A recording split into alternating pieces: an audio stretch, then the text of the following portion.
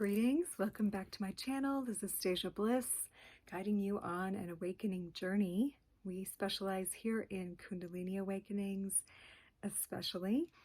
So today I wanted to address how to support the clearing of the chakras.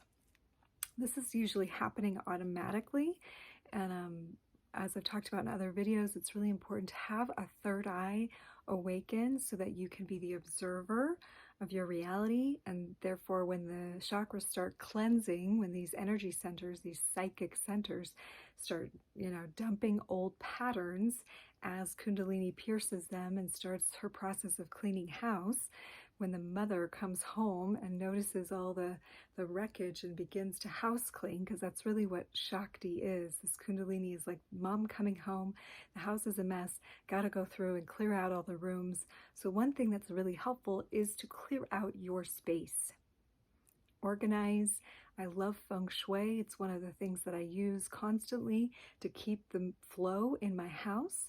So if there's something that is coming up for you in your life and you have the tendency to get stuck in it and maybe like hang out with it, get hung up on it, it's causing any turmoil in your life, the best thing that I've found to do is find the correlating space in your house and work on that space, because externally working on that space will assist the internal energy in moving, and it's a lot easier to be objective about your stuff than it is about your stuff. Let's be real. So we like to do the inner work. The inner work is great. Sometimes it can be a little touchy to look at your own stuff and own the stuff, and it can be really sensitive.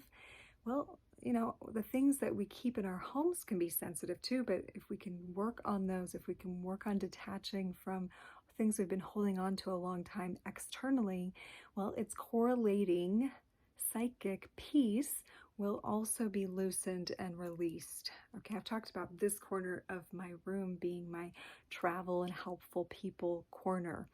So I always keep a bag, like I'm going to go somewhere. I'm actually using the one I normally keep over here to go somewhere today. I'm just about to head out.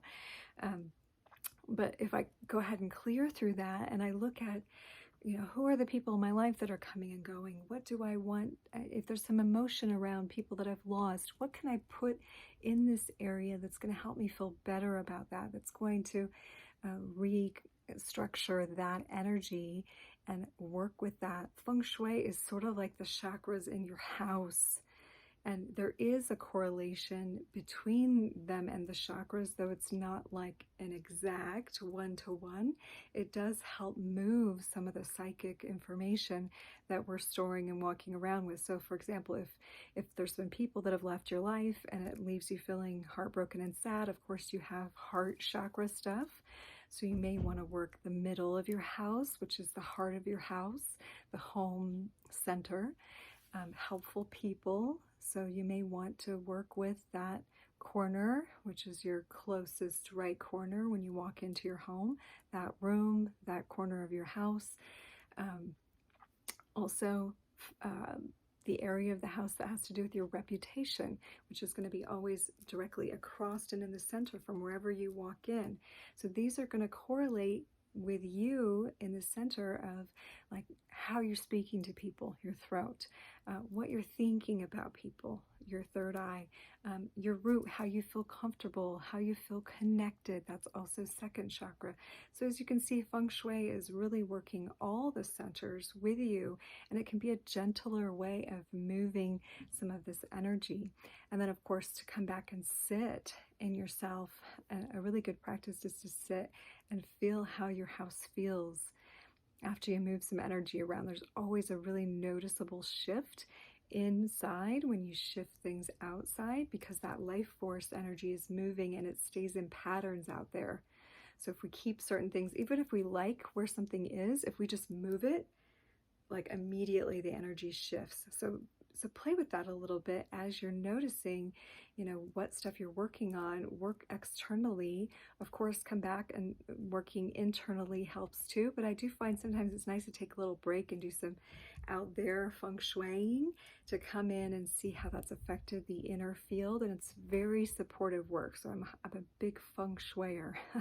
Really, really important work for working with your life force energy, working with the Kundalini. And if you walk into someone's home, you can immediately see where the stuck energy is, where the psychic energy is, based on what people keep around, especially if it's stuff they've had for a really long time or it's building up really long.